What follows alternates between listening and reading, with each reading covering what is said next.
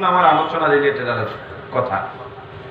নামাজ পড়ে দেখবেন, মিলায় দেখবেন, মাগরিবের নামাজ হোক বা যেই নামাজের পরে সুন্নত আছে, আপনি কি সুন্নত পরে পড়বেন আমার কথাগুলো পরখ করার জন্য। দেখবেন একজনে নামাজ পড়তেছে, মোটামুটি হাত বাঁধতে দেরি, বান্দার আগে রুকুতে গেছে, মানে কাকতারু হয়ে মনে হয় আসমানে যাবো, যেভাবে যাওয়ার ওভাবে যায় নাই। এগুলো মারাত্মক ব্যাপার না, মাথা ঝুঁকাইলেই রুকু হয়ে যায়, কিন্তু সুন্নত তরিকা অনুযায়ী হয় না। কিন্তু রুকুর থেকে সোজা হয়ে খাড়া হওয়া কি জানেন মাসালা? রুকুর থেকে সোজা হয়ে খাড়া হওয়া ওয়াজিব, কিন্তু সে খাড়ায় না, রুকু থাকা অবস্থায় লুঙ্গি টান দিয়ে সেজদায় যায়। কথা বলে না, এটা মিলাই দেখবেন আমার কথার সাথে, আমি দেখে তারপর বলতেছি। গেল সেজদায়, এক সেজদার পরে সোজা হয়ে বসা বলেন, কিন্তু সে সেজদার থেকে সোজা হয়ে বসে না, মাথা মোটামুটি জায়গায় থাকে, একটুখানি উঠায়, শুধু হাত পিছে টান দেয় আর সামনে নেয়। অনেকে নামাজের পরে তসবিহ পড়ে, বিশেষ করে আসর নামাজের পরে। তসবিহ গুলো কি শুধু আসর নামাজের পর না 5 ওয়াক্ত? কি কি তসবিহ আছে বলেন তো? 33 বার বলেন, 33 বার, 33 বার, এরপরে কয়বার? 34 বার। এরপর কি আছে? 10 বার। এখন আমার দিকে তাকান, অনেককে আমি দেখেছি আসর পরে তসবিহ করে, এমন করে। আচ্ছা কি করলো এখানে? হ্যাঁ, আবার অনেকে কথা কয় হাতের মধ্যে তসবিহ আছে, তসবিহ ছড়া, মানে যত দ্রুত পারতেছে ঠেলতেছে। কি হচ্ছে?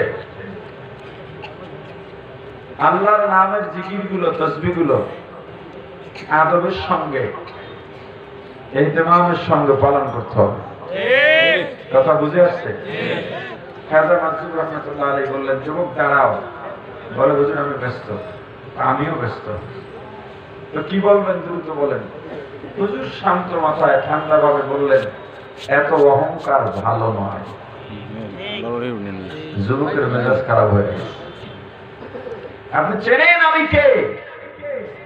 জানেন আমার পরিচয় কি? আমার বাপ, দাদা, মামু, খালু, দুলাভাই।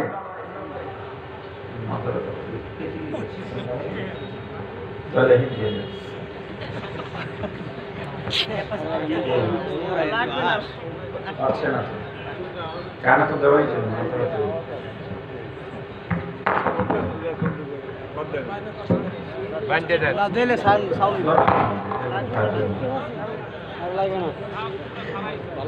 এরকম মামু, খালু, দুলাভাই দাপট দেখানো একদম বদমাস আমাদের সমাজে আছে না নাই? এই মামু খালুর দাপট দেখায় যেগুলো চলে, ওগুলো ঠিকভাবে রিক্সা ভাড়া দেয় না, নৌকা ভাড়া দেয় না। বাজারে বাদাম বিক্রি করতে আসছে গরিবের ছেলে, বাদাম খায় খায় আর কয় বাদাম কত, এই যে খাইলো, বাপেরটা খাইলো কথা। আর আপনার জবাব না দিলে কেমন হবে? বারবার কেন বলে দিতে হয়? আল্লাহ। তো যাই হোক, হুজুর বললেন, বাবা আমি তোমার বাপ দাদার পরিচয় জানি না, তবে তোমাকে চিনি। যুবক বলল, আমার সঙ্গে তো আপনার আগে কোনোদিন দেখা হয় না, কেমন চিনলেন? তোমার দেখা হয় না এটাও সত্য, তবু তোমাকে চিনি। একটু অবাক হওয়ারই কথা। হুজুর বললেন, কেমনে চিনি শুনতে চাও? বলে, হ্যাঁ।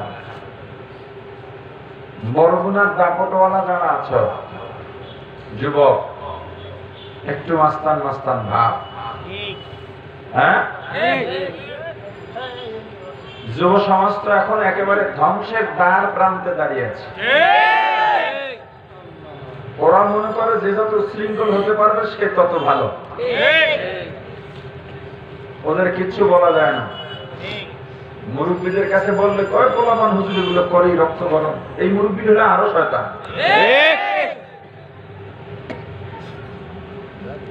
তোমার পরিচয় আমি বলে যাই, কেউ পরিচয় দেয় না আওয়ামী লীগ করি, সব পাস, বরগুনা আওয়ামী লীগের পরিচয় চলার মতো লোক আছে না নাই? কেউ কয় আমার সাথে ওসির খুব সম্পর্ক, কেউ কয় আমি এমপির লোক, কেউ বলে আমি বিএনপি করতাম, দাপটি ছিলাম। এখনো বিএনপি ক্ষমতায় না থাকলে কি আমি এখন আমার জায়গায় আছি? কথা বলে না? এরকম দাপটওয়ালা লোক আপনাদের অঞ্চলে আছে? কিসের ভিত্তিতে তুমি দাপট দেখাও? তোমার পরিচয়টা আমি দিয়ে যাই। আল্লামা খাজা মাজুর রহমাতুল্লাহ আলাইহি ডেকে বললেন, যুবক, পরিচয় চাইছো, তোমার পরিচয় আমার থেকে জেনে নাও। তোমার আমার জন্ম এক ফোঁটা নাপাক পানি দিয়া। কি দিয়া জন্ম? নাপাক পানি। আমার যেদিন বিদায় হব, মূল্যহীন হয়ে বিদায় হব। এ যুবক, 5 স্টারে ঘুমাও, কোন বালিশ ছাড়া ঘুমোতে পারো না, যাদিন ম্যাট্রিক্স ছাড়া তোমার পিঠ সোজা হয় না, তোমার জুতা পলিশ করে দেওয়ার জন্য পর্যন্ত কর্মচারী নিয়োগ করা আছে, তোমার বাথরুম পরিষ্কার করার জন্য কর্মচারী নিয়োগ করা আছে। কিন্তু যেদিন চক্ষু দুইটা বন্ধ হয়ে যাবে যুবক, 5 তলার থেকে তোমার যারা বাথরুম পরিষ্কার করে দিত, ওরাই 5 তলার থেকে টেনে হেসড়ে নামাইয়া কম দামি 3খানা পাতলা কাপড়ের প্যাকেট বানাইয়া এমন একটা জায়গায় রাখবে যেখানে দিনেও মানুষ যাইতে ভয় পায়। মুসলমান ইমানদার, আল্লামা খাজা মাজুর রহমাতুল্লাহ আলাইহি কি বলেন, যুবক, দুনিয়াতে এলাম নাপাক দিয়া, যাব মূল্যহীন হইয়া। মাঝখানের সময়টা পেটের মধ্যে প্রসাব পায়খানার বোঝা নিয়ে বেড়াবো। ওরে যুবক, বলো, যার জন্ম নাপাক দিয়া বিদায় মূল্যহীন হইয়া মাঝখানের সময়টা বাথরুমের টাঙ্কির ভূমিকায় কাটায়, ওই মানুষটা কোনদিন অহংকার করতে পারেনি। যুবক একটা চিৎকার দিয়া হুজুরকে জড়ায় ধরে বলে, হুজুর একটু তওবা করা দেন। বুঝি নাই, বুঝি নাই, একটা মানুষ যদি চিন্তা করত জীবনে আর অহংকার করতে পারতো না, দুনিয়ার জন্য পাগল হইতো না। হে আওয়ামী লীগের কর্মী, যেই শেখ হাসিনার উপরে ভর করে তুমি মাস্তানি করে বেড়াও, ওই শেখ হাসিনার গায়ে একদিন সাদা পাতলা 5খানা কাপড় পেঁচাবে। খালেদা জিয়ার গায়ে একদিন সাদা পাতলা 5খানা কাপড় পেঁচাবে। তুমি যে মাস্টার, তুমি যে দাপটওয়ালা, তোমাকেও একদিন সাদা 3খানা পাতলা কাপড়ের প্যাকেটে বন্দি হয়ে 3.5 হাত কবরে চলে যাওয়া লাগবে। हकीकत से तो दुनिया बेखबर है, दुनिया की नुमाइश पर नजर है। नमी गोयम के आज दुनिया जुदा बाश, बहर कारे के बाशी बा खुदा बाश। सिस्ते दुनिया از خدا غافل بودن، میں تماشا نقرہ ہو فرزندزان دنیا میں ہو، دنیا کا طلبگار نہیں ہو، دنیا میں ہو دنیا کا طلبگار نہیں ہو، दुनिया में हो दुनिया का तलबगार नहीं हो, बाजार से गुजर हो खरीदार नहीं हो, बाजार से गुजर हो खरीदार नहीं हो। ऐसे ले किनिया ढुकছো ওরা বাইরে করে দেন, দ্রুত দ্রুত। তুমি এক পাশে বসো, আপনারা যাওয়ার সময় ও যেটা বিক্রি করে 5 টাকা 10 টাকা করে নিয়ে যাবে। গরিব মানুষ তো, কিন্তু মাহফিলের মধ্যে ঢুকা ডিস্টার্ব করা যাবে না। এটা ইবলিস ধোঁকা দেয়, যাতে আপনার মনোসংযোগ বয়ান থেকে অন্যদিকে চলে যায়। আল্লাহ, মুসলমান ইমানদার, দুনিয়ার প্রতিপত্তি, যশ, খ্যাতি, মাল, দৌলত, সন্তান, সন্ততি, নেতা, নেত্রীর পরিচয় দেয়া কোনো লাভ নাই। কেন? আল্লাহ বলেন, ইয়াউমা লা ইয়ানফা'ু মালুন ওয়ালা বানুন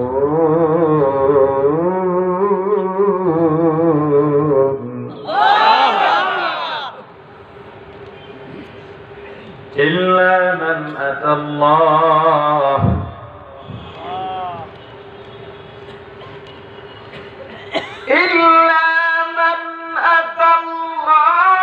বিকলবিন সালিম।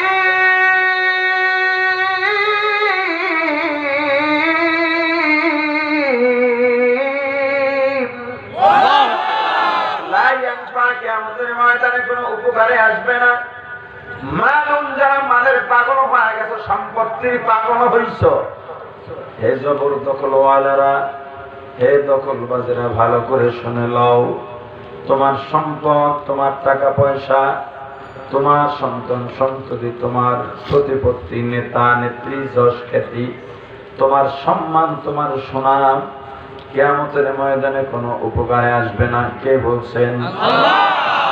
উপকারে কি আসবে? ইল্লা বিকলবিন সালিম, শুধুমাত্র একটা শুদ্ধ কলব তোমার কাজে লাগবে।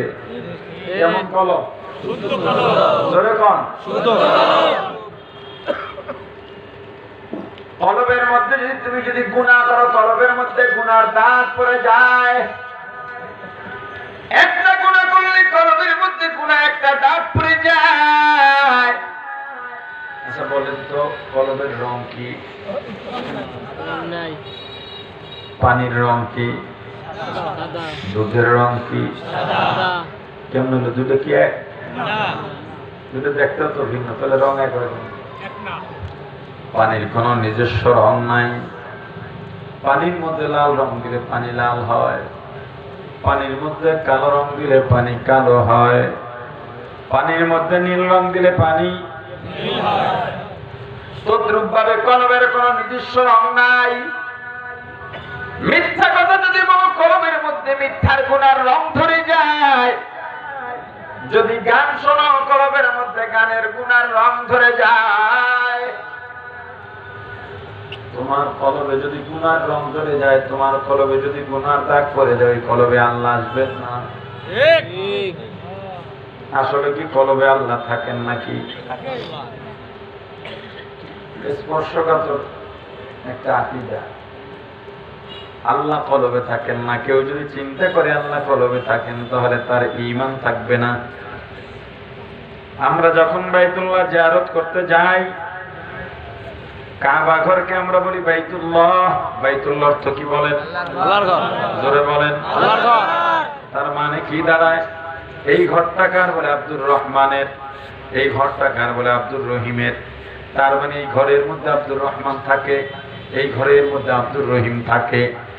ইস্যুটা, সূত্রটা যদি এমনই হয়, তাহলে বাইতুল্লাহ এই হিসেবে বলা যায় বাইতুল্লাহর মধ্যেও তো আল্লাহ থাকেন না। না, যখন হাজিরা বাইতুল্লাহ তাওয়াফ করে, যদি চিন্তা করে বাইতুল্লাহর মধ্যে আল্লাহ বসে আছেন না, আমি তাওয়াফ করতেছি, ঈমানে খতরা হয়ে যাবে। তাহলে আমরা বাইতুল্লাহ কোন অর্থে বলি? মূলত বাইতুল্লাহর মধ্যে আল্লাহ তাআলার জাতি নূরের তাজাল্লি বর্ষণ হয়। তদ্রূপভাবে আপনি আমার কলবে যদি গুনাহ থাকে, আল্লাহ আসবেন না। গুনাহ যদি না থাকে, আল্লাহ আসবেন। কোন অর্থে আল্লাহ আসবেন? মূলত আল্লাহ তো আসবেন না, আল্লাহর নূরের তাজাল্লি কলবের মধ্যে বর্ষণ হয়। আর একটা উদাহরণ দিলে ভালোভাবে বোঝা যাবে।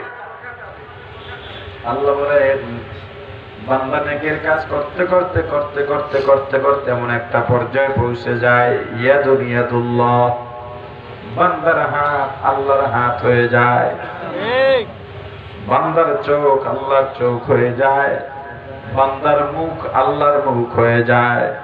এবার আপনারা বলুন তো, আল্লাহর হাত আছে নাকি?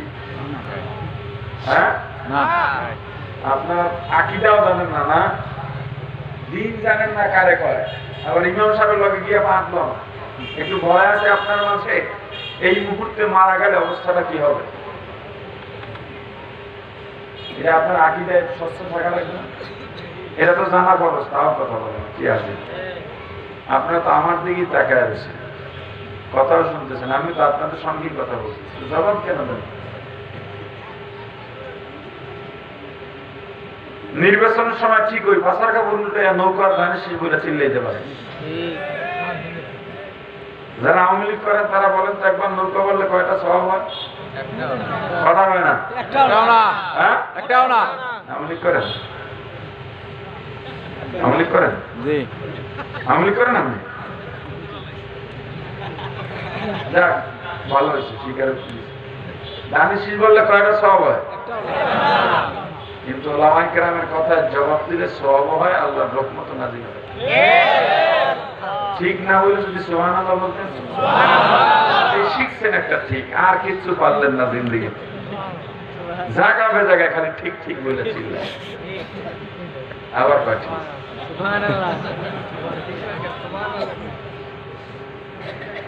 আবার এখন সুবহানাল্লাহর কথা বলছি, জানি না আল্লাহই জানে কোন কোন জায়গায় গিয়ে সুবহানাল্লাহ ঢুকাই দেয়। এক জায়গায় সুবহানাল্লাহর ফজিলত বলতে বলতে যখন এরপরে শেষ করে জাহান্নামের বয়ান করলাম, এক জায়গায় বললাম যে জাহান্নাম বড় ভয়ঙ্কর জায়গায়, উঠে একজনের সুবহানাল্লাহ।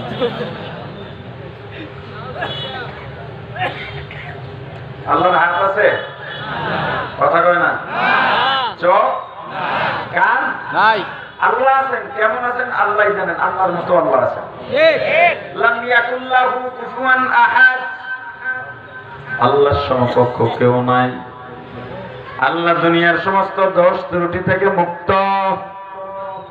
দুনিয়ার কেউ আল্লাহর মতো নয়, আল্লাহ দুনিয়ার কারো মতো নয়।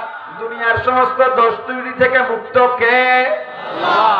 কিন্তু আল্লাহ কোরআনে বলে ফেললেন বান্দার হাত আল্লাহর হাত হয়ে যায়, বান্দার পা আল্লাহর পা হয়ে যায়। একটা ব্যাখ্যা লাগবে কি লাগবে না? ব্যাখ্যা না থাকলে তো মানুষ এমনি পথভ্রষ্ট হয়ে যাবে এই কথা শোনার পরে। তাও কোরআনের কথা।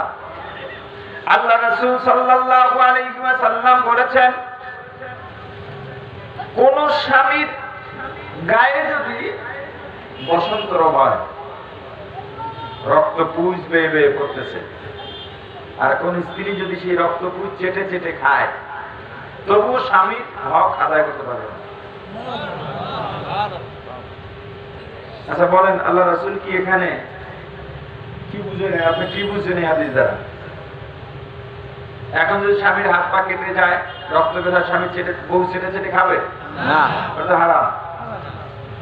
আল্লাহ রাসূল আরো বলেছেন, কোন মহিলা বাচ্চা প্রসব করবে, কেবল মাথা বের হয়েছে এমন সময় যদি নামাজের রক্ত চলে যাওয়ার সংখ্যা থাকে, মাটি গর্ত করে মাথা ভিতরে দিয়ে তারপরে নামাজ পড়ে। ওই সময় মহিলাদের নামাজ পড়া জায়েজ আছে? নামাজ হবে? তাহলে আল্লাহ রাসূল কি বললেন? কি বুঝাইছেন বলেন?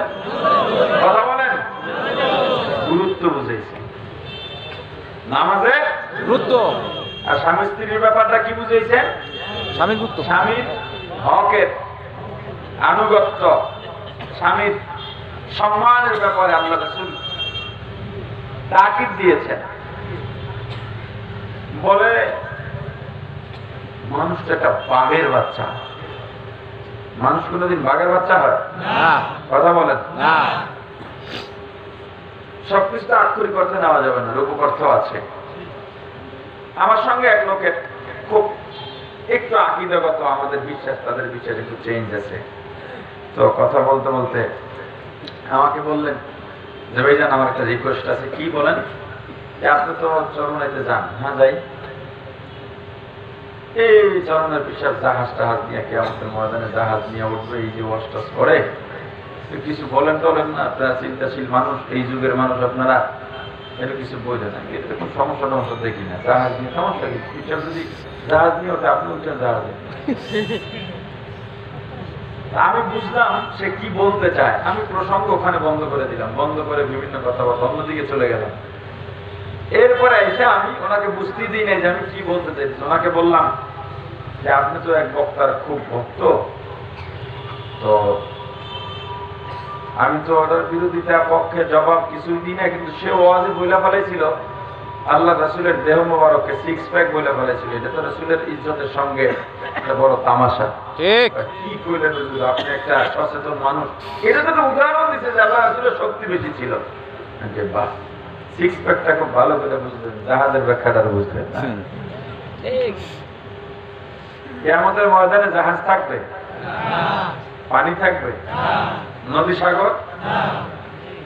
আসলে জাহাজ কেন বলছেন? এর একটা উদাহরণ দিচ্ছেন, এটা একটা উদাহরণ দিচ্ছেন যে যখন সাগর দিয়া নদী দিয়ে কোনো জাহাজ যায়, কোন একটা মানুষকে ভাসতে দেখলে ওই লোকটাকে ফালাইয়া যায়, ঠিক না? যদি আল্লাহ গঙ্গোহী থানবী বা সিলসিলার আউলিয়া কেরাম জাগরে আল্লাহ যদি তাদেরকে আল্লাহ কবুল করেন আর সুপারিশের অধিকার দিয়ে দেন, তখন এই দ্বীনি মিশনের সঙ্গে যারা জড়িত থাকবে আশা করা যায় তাদেরকে ফালাইয়া যাবে না। এটাই তো কথা, ঠিক না?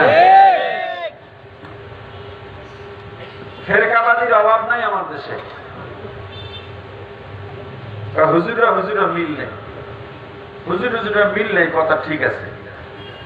বাংলাদেশ ইসলামিক কয়েকটা দল আছে, কোনদিন এরা মারামারি লাগছে? পিটাপিটি লাগছে? হুজুর সারা যারা দল দিয়ে কতগুলা মারামারি পিটাপিটি একটা দ্বারা একটা করে থাকতে হবে। হুজুরকে কোন কোন সময় কথা বল না, ঠিক খালি ওই যে কইছি আমার কোনো কাজ হয়েছে, আপনারা হুজুররাই তো বড় সমস্যা।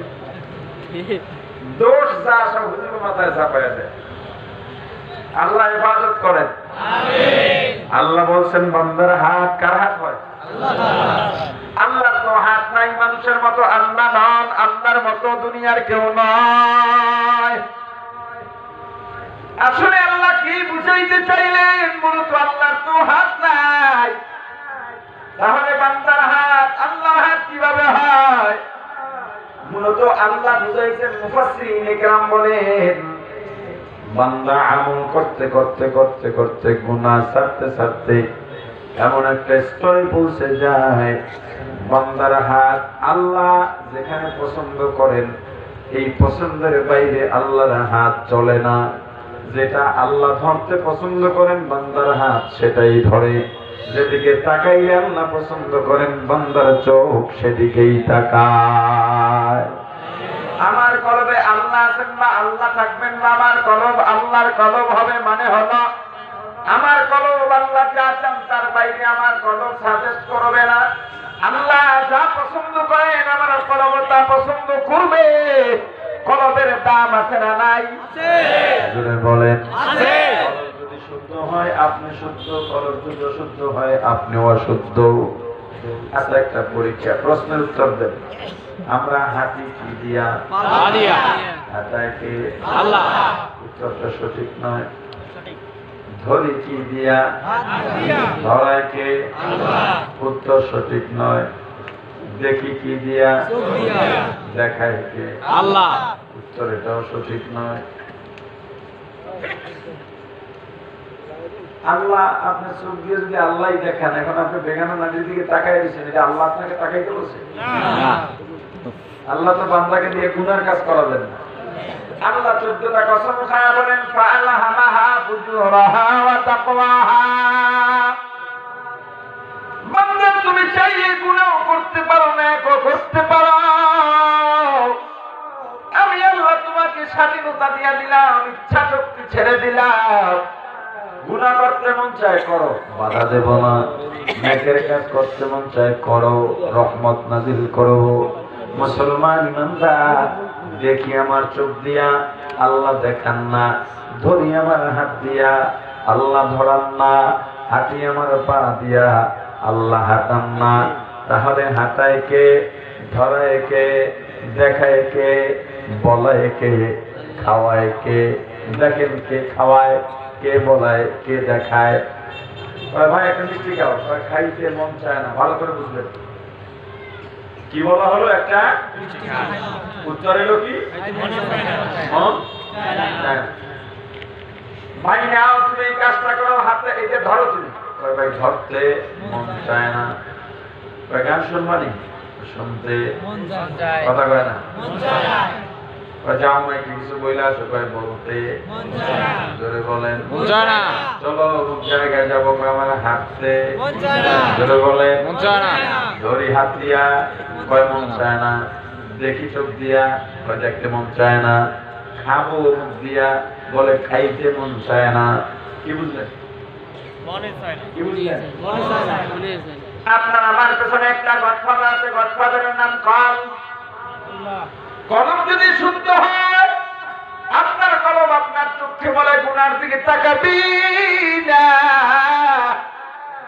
কলম যদি অশুদ্ধ হয়, বলে গুনার দিকে তাকা। এজন্য আপনি সুস্থ থাকার জন্য কলম শুদ্ধ রাখা ফরজ। কলম শুদ্ধ রাখা ফরজ।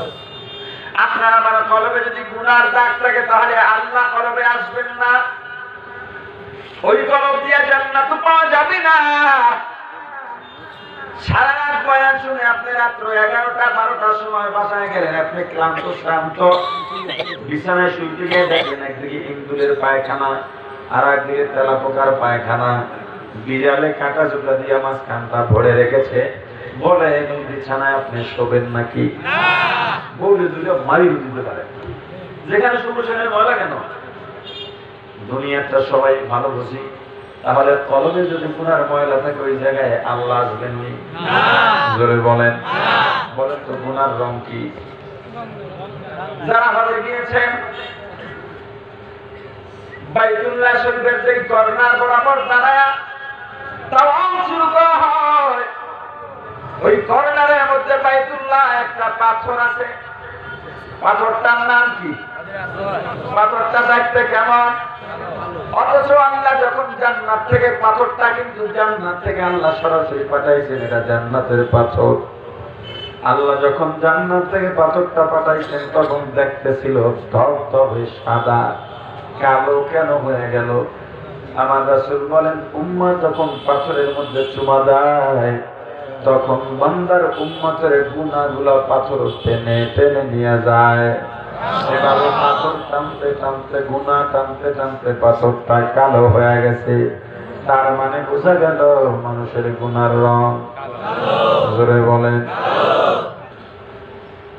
এই মাসালা শুনে আগামীতে যারা হজে যাবেন, চুমা দেওয়ানো লোকে এদিক একটা দিয়ে একজনের নাক, এদিক দিয়ে দাঁত ফাটাইয়া যায়।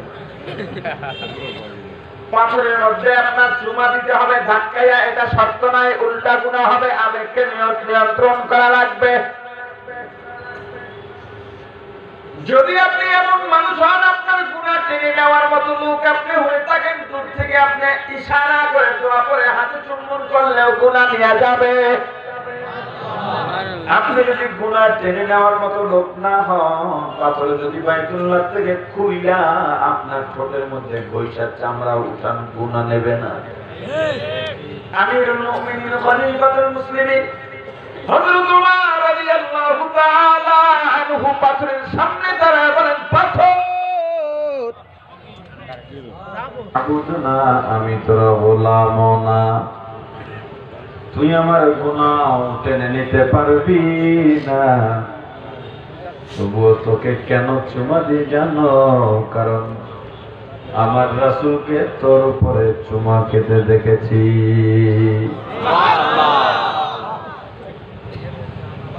মুসলমান ইমানদার গুনাহ করতে করতে করতে করতে কলব যদি পরিপূর্ণ শেষ হয়ে যায়, নাজাত পাওয়া বড় মুশকিল হয়ে যাবে। কলবকে গুনাহ থেকে মুক্ত রাখুন। যে গুনাহ দিয়ে কলবে দাগ পাইছ, ওই গুনাহগুলা তুমি কেমনে সরাইবা? গ্লাসের মধ্যে এক গ্লাস পানির মধ্যে আপনি একটু কালো রং ছেড়ে দিলেন, গ্লাসের পানির রং কি হবে? এখন যদি আপনি গ্লাসের মধ্যে পানি সরাইয়া স্বচ্ছ পানি দিয়ে গ্লাসটা ভরতে চান, কি করবেন? কালো পানি পেট করে ফেলাই দিবেন? উদাহরণ, যেহেতু কলবের সঙ্গে কলব তো কাজ করলেই গুনাহ পড়ে যাবে না, যাবে নাকি? তাহলে একটা স্বচ্ছ উদাহরণ, সংক্ষেপ উদাহরণ, এক গ্লাস পানির মধ্যে আপনি কালো রং বা কালো পানি নিয়া এই গ্লাসটার মধ্যে রং পাল্টায় কিভাবে আপনি স্বচ্ছ পানি ঢুকাবেন? প্রথম শর্ত, গ্লাস আর কালো রঙের মাঝখানে একটা দেয়াল দিতে হবে। এক ফোঁটা রং যেন গ্লাসের মধ্যে না পড়তে পারে। এরপর আপনি হাতে কয়েক জগ বা কয়েক কলসি পানি নিয়ে আনেন। জগ দিয়ে স্বচ্ছ পানি গ্লাসের মধ্যে ঢালতে থাকেন। এক জগ পানি গ্লাসে ধরবে নাকি? তাহলে ঢাললে কি হবে? ভেতরটা ভরে ভরে পড়তে থাকবে, পড়তে থাকবে। আপনি পানি ঢালা বন্ধ করবেন না। আরেকটা কথা, পানির মধ্যে নতুন করে যেন এক ফোঁটা কালো রঙও না পড়ে। আপনি স্বচ্ছ পানি ঢালতে থাকেন, ঢালতে থাকেন। ঢালতে ঢালতে এক সময় দেখা যাবে কালো পানি নাই, গ্লাসটা স্বচ্ছ পানি দিয়ে ভরে গেছে। আপনার কলব নামক গ্লাসের মধ্যে কালো রং মানে গুনাহ দিয়া ভরা। এই গুনাহ আপনি কিভাবে সরাবেন? প্রথম শর্ত, আপনার আর গুনার মাঝখানে আসমান জমিন জোড়া একটা দেয়াল করে দিতে হবে। এক জাররা গুনাহ যেন আপনার আমার কলবের মধ্যে না ঢোকে। এবার আপনি নেকের স্বচ্ছ পানি ঢালতে থাকেন, ঢালতে থাকেন, ঢালতে থাকেন। ঢালতে ঢালতে এক সময় দেখা যাবে আপনার আমার কলব গুনাহ মুক্ত নেকওয়ালা কলব হয়ে গেছে। কলবের বড় বড় কিছু রোগ আছে, তার মধ্যে একটা হলো মিথ্যা। মিথ্যা বলা এটা কলবের অনেক বড় রোগ। হাসাদ, হিংসা, এটা কলবের বড় রোগ। গীবত করা কলবের বড় রোগ। অহংকার করা কলবের বড় রোগ। এরকম বড় বড় রোগ আছে। আমল করেন কিন্তু অহংকার আছে না?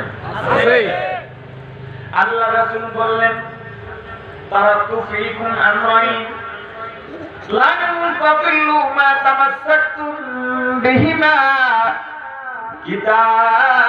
কিতাবাল্লাহি ওয়া সুন্নাত রাসূলিহি আও কামা ক্বালা নবী আলাইহিস সালাতু ওয়াস সালাম। এই কমেন্ট করে দেন।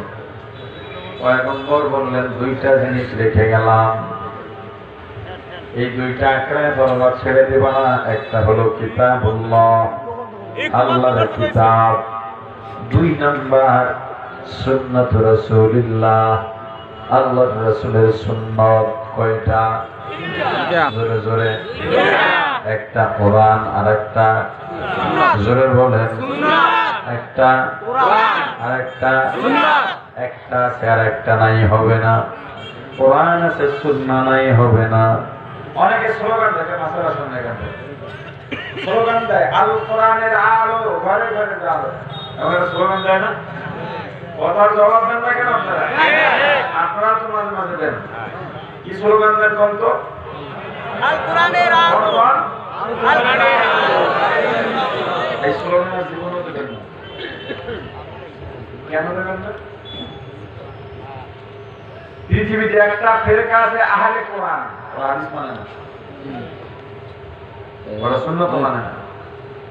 ওরা কি মানে? ওরা কি বলে? আমরা আহলে কোরআন। ওরা স্লোগান দিত আল কোরআনের আলো। আমি কথাটা বুঝাইতে পারি? কি স্লোগান দিত? আল কোরআনের আলো, আল কোরআনের আলো। তাহলে স্লোগান দেবেন কি? আল হাদিসের আলো। এটাও দেওয়া যাবে না। কেন? আল হাদিসের স্লোগান দেয় আহলে হাদিসরা। ঠিক। ওরা বলে হাদিস ছাড়া কোনো গন্তব্য নাই। ঠিক। এজন্য ওরা বলে আল হাদিসের আলো। তাহলে কি বলবেন? কোরআন হাদিসের আলো। এটাও বলা যাবে না। কেন? কোরআন হাদিসের বাইরেও তো শরীয়ত আছে। শরীয়তের দলিল নাই। বলে আপনারা কি জীবনে বয়ান শোনেন নাই? খাস করে বয়ানটা ছাড়ে দেবো। মনে করেন না যে ফারুক মোল্লা সাহেব আমার হুজুরের স্বার্থে বয়ান আরো করবে। মরতে তো আর হাজির এখন যদি বাপের স্বার্থ হয়, বুঝলেন না বিষয়টা? ঠিক। হাজির লাগে বয়ান করতেছে, কথা দিয়ে জবাব দেয়। আবার অনেকে করবে যে খালি রাগ হয়ে যায়।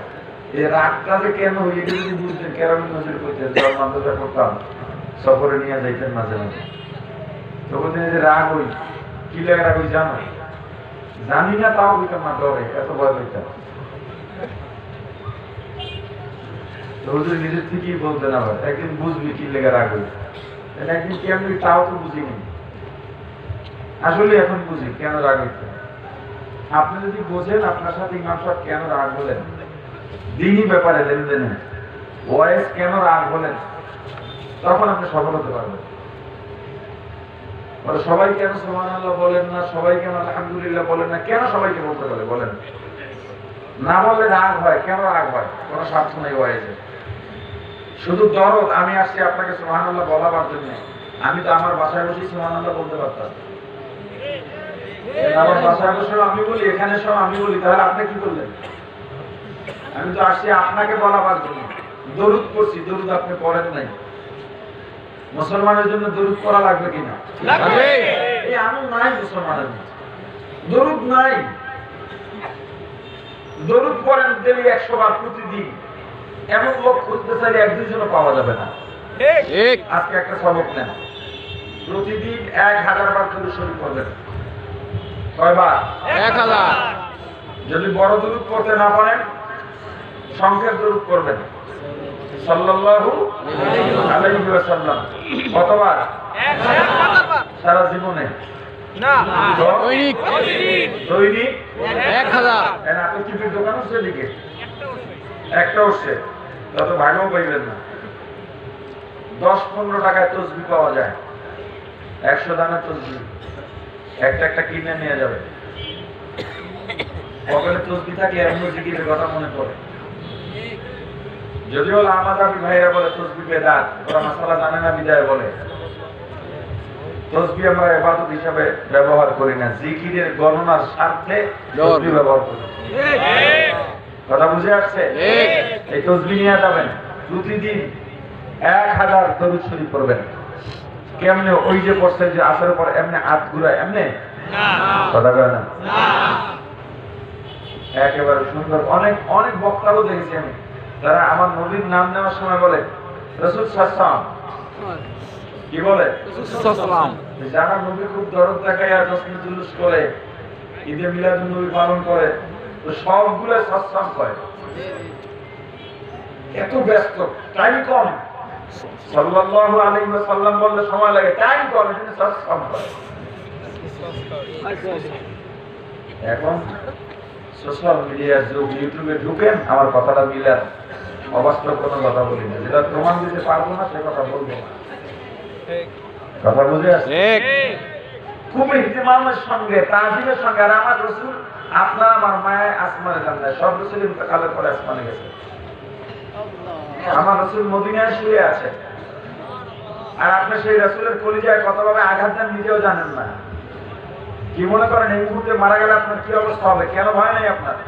কি ভেবে আছেন, কি ভেবে বসে আছেন বলেন? হাজী সাহেবরা হজ করার জন্য যায়,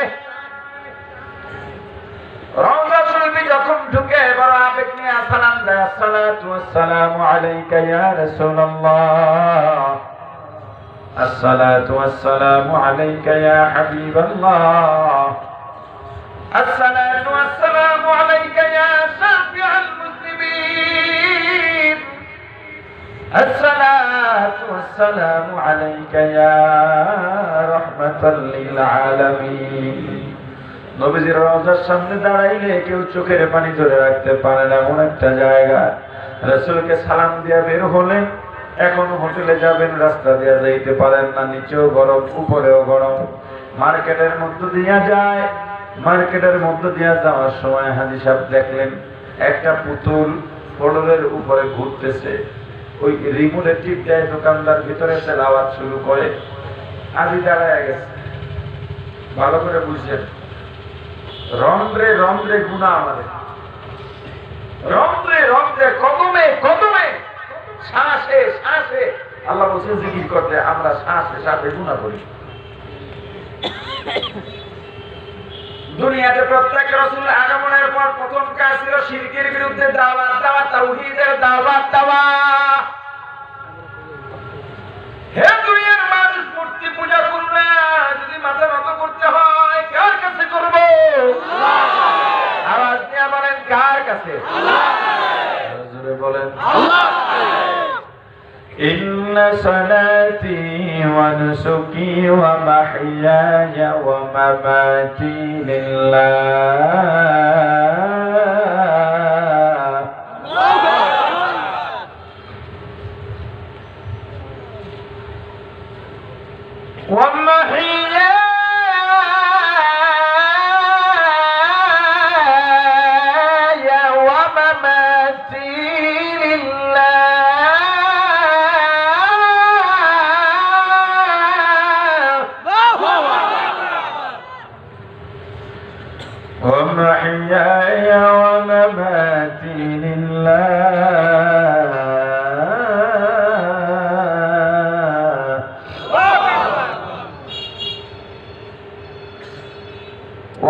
ومحياي ومماتي لله رب العالمين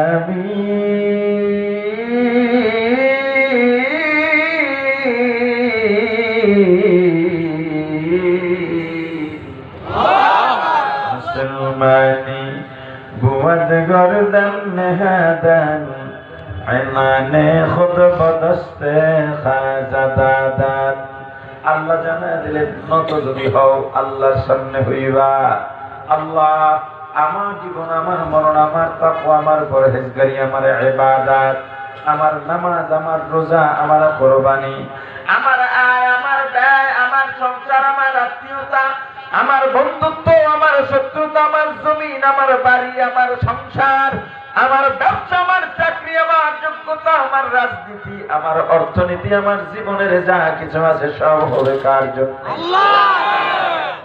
নবীর প্রথম দাওয়াত ছিল কার পূজা করবা না, নত করবা আল্লাহর কাছে, নত হইবা আল্লাহর কাছে শিরকের বিরুদ্ধে।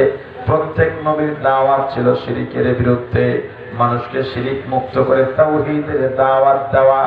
হাজী সাহেব ওই রাসূলের রওজা জিয়ারত করে হোটেলে যাওয়ার আগেই পুতুল নামক মূর্তি কিনা ব্যাগে ঢুকাইছে।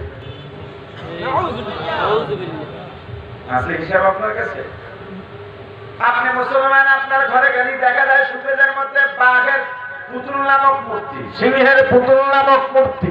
আল্লাহ রাসূল কি বললেন? কালেন নবী সাল্লাল্লাহু আলাইহি ওয়াসাল্লাম লা তাদখুলুল মালাইকাতু বাইতান ফীহি কালবুন আও তাসাবিব আও কামা ক্বালান নবী আলাইহিস সালাতু ওয়াস সালাম।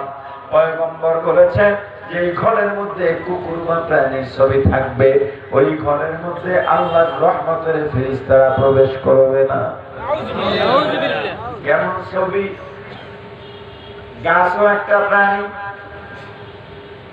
মুহাদ্দিসিনে কেরাম বলেন সেই প্রাণী এক জায়গা থেকে অন্য জায়গায় যাইতে পারে, এমন প্রাণীর ছবি ঘরের মধ্যে রাখা যাবে না।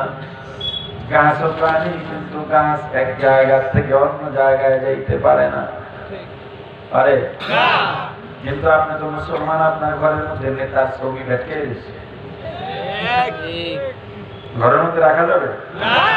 নেতার ছবি, নেত্রীর ছবি, পীরের ছবি রাখা যায়, হুজুর তো এজন্য ওইটা রাখা যাবে না। বলা তো রক্তের নিজের, ওইটা রাখা যাবে না। ঘরের মধ্যে আল্লাহ রাসূল ছবি রাখতে নিষেধ করেছেন, এটা পূজার শামিল। কিভাবে ছবিটা দেখলে একটু মায়া লাগে আর একটু উচ্চা দেয়, এটাই পূজা। আর বড় একটা মূর্তি পূজা চলে আমার দেশে, আপনি কল্পনা করতে পারতেছেন আমি কি বলবো।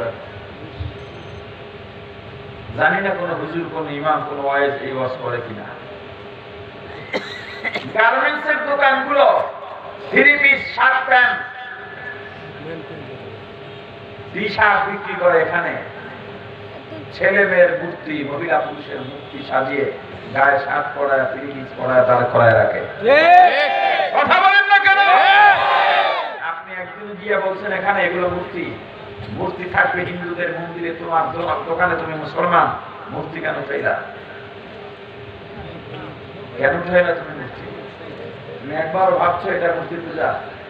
একবারও ভাবো না। কত বড় অপরাধ তুমি একবারও চিন্তা করেছো? ছবি তো একটা প্রিন্ট থেকে আসছে, আর এখানে যেটা, এটা তো হিন্দুদের মূর্তির মতো পুরা সাদৃশ মূর্তি।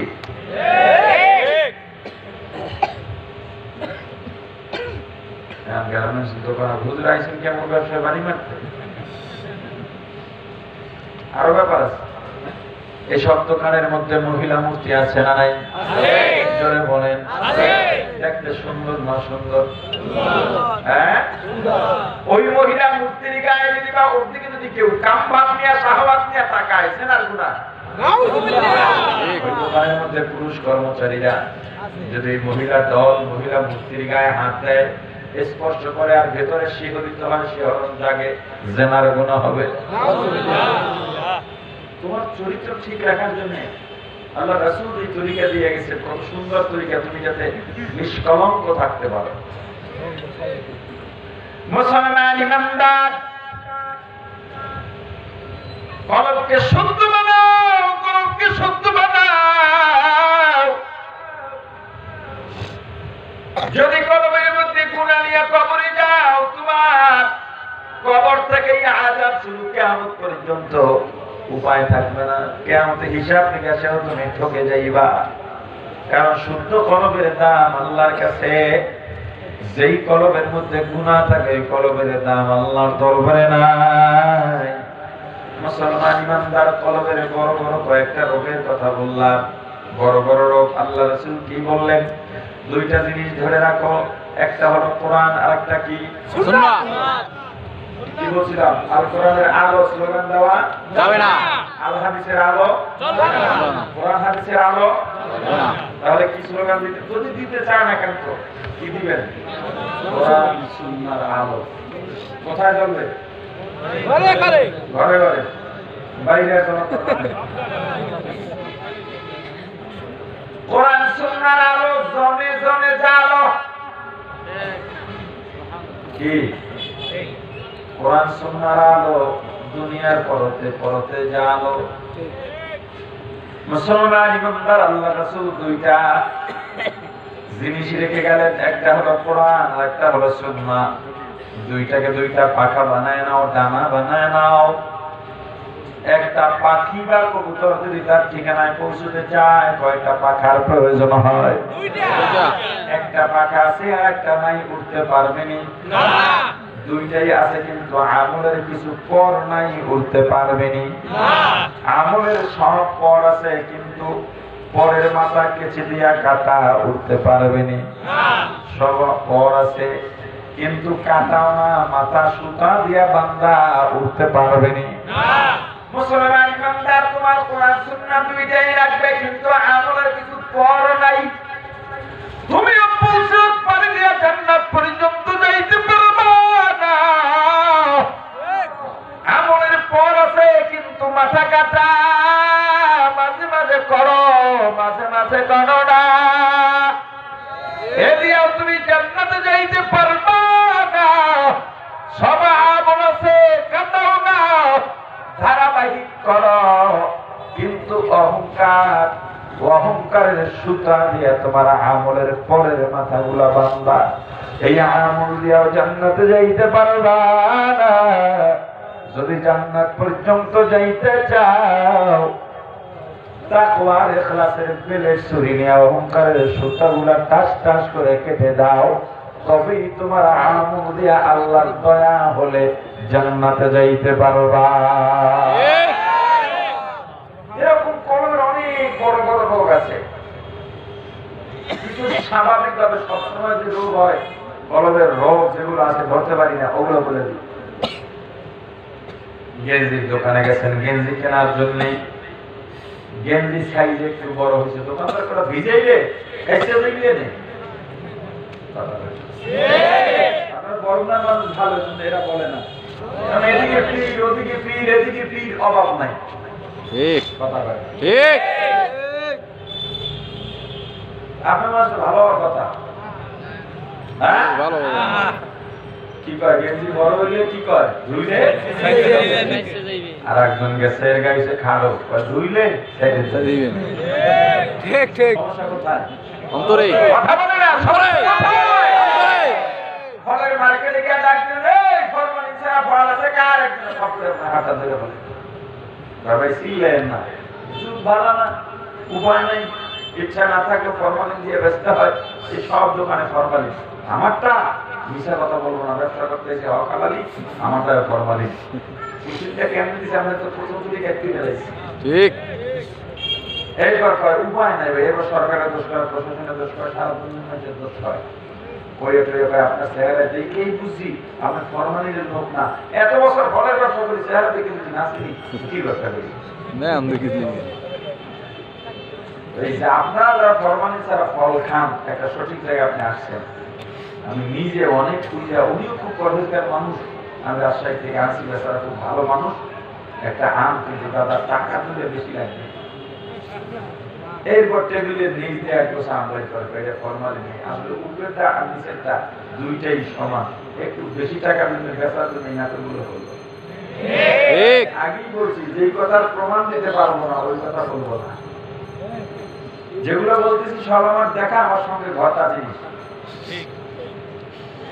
একই জিনিস। এই যে নাটকটা করলো সমস্যা কোথায়? অন্তরে। যারা বলেন অন্তরে। বাজারে গেছেন শাক কেনার জন্য, শাকের আটি কত বলে 25 টাকা। আপনি বললেন না 15 টাকা দেবো, না হবে না 20 টাকা দেন, দেন এই রাখেন 20 টাকা। না ভাই হবে না, 2 টাকা ভাই এই রাখেন, খুশি থাকেন গেলাম, বাকি 3 টাকা তো আপনার দিয়ে দেবে। কথা বলে না, একবার ভাবছেন যে এটা জায়েজ না, কিন্তু এই খাসলাত আছে না নাই? আপনাদের বর্তমান মানুষ এই কাম করে না। দাম 25 টাকা 20 টাকা দেওয়ার পর আর 2 টাকা দিয়ে চলে যায়। হালাল ব্যবসা এত সহজ। আপনি একবার বিয়ে করতে গেছেন, মেয়ের বাপ রাজি না, আব্দুল হয়েছে ঠিক আছে, আর কি করে এটা আচ্ছা ঠিক আছে, এখন মেয়ে ধরে নিয়ে গেলেন, বিয়ে হবে না, সব কিন্তু ছেড়ে যাওয়া লাগবে।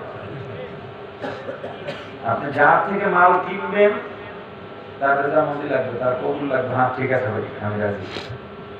আপনি জোর করে 2 টাকা রেখে ভাই গেলাম,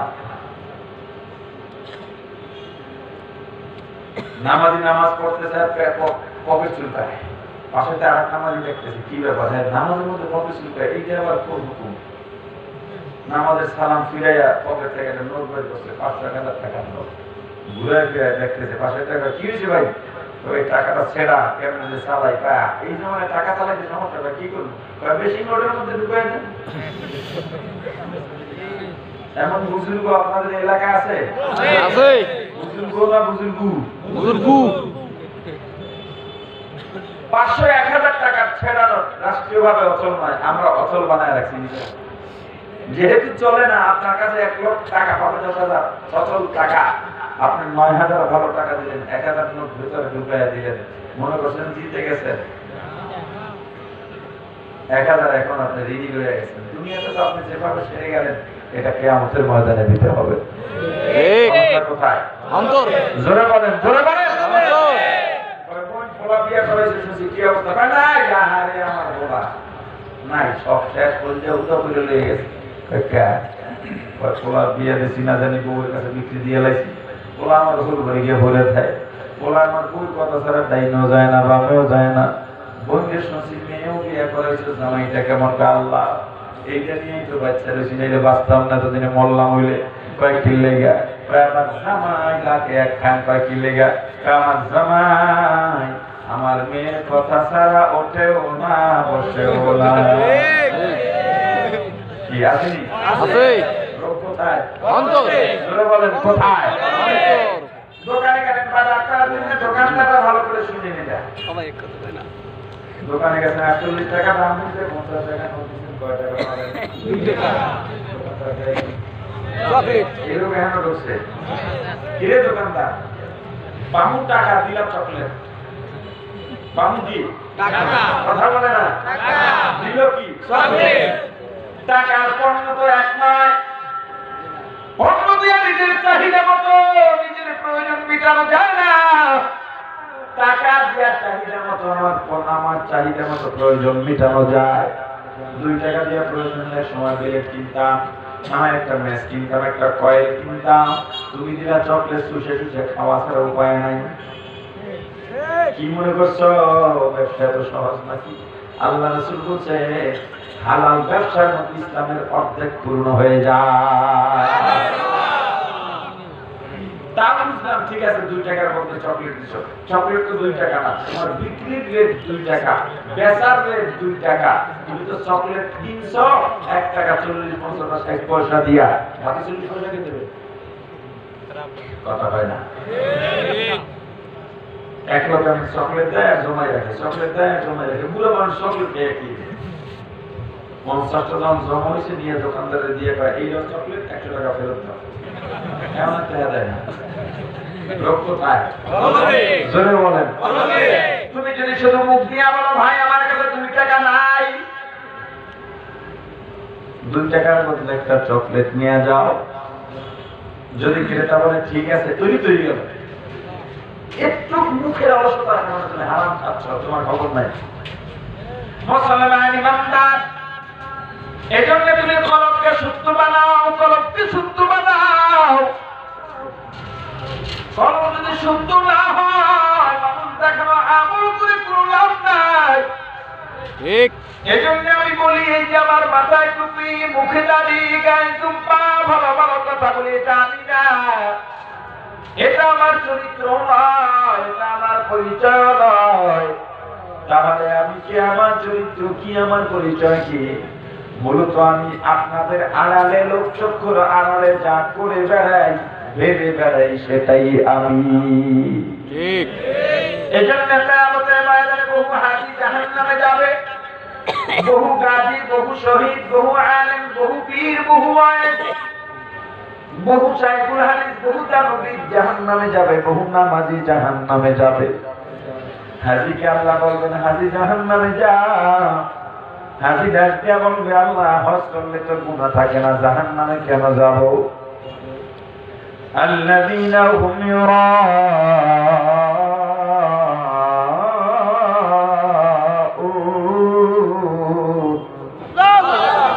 তুমি তো নামাজ পড়ছো মানুষের দেখানোর লাইগা, তুমি তো হজ করছো মানুষের দেখানোর লাইগা।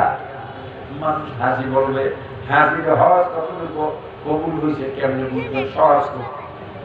আপনার মাহফিলের অনুষ্ঠানে দাওয়াত দিয়েছেন, এসে পোস্টারে নাম খোঁজে, কয় আমার নাম ভুল করা হয়েছে, কয় আমার নাম নাই, কয় তো হাবিবুর রহমান মিত্র, আপনার নাম এই নামই তো মানুষ, কয় না এই নাম আমার না, কয় কে, কয় আমার নাম হইলে শুরুতে আল্লাহ থাকতো না।